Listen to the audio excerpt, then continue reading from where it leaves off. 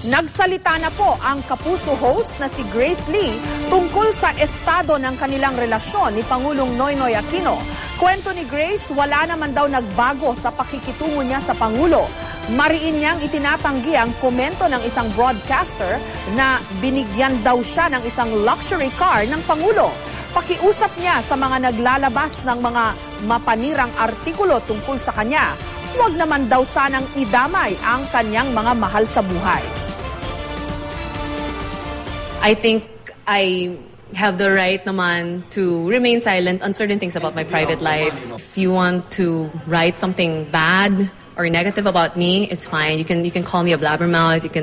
You can call me madaldal or whatever you want to call me. That's fine. You know, I take that it comes with the territory. But let's not drag anyone else's name kasi wala naman silang kasalanan.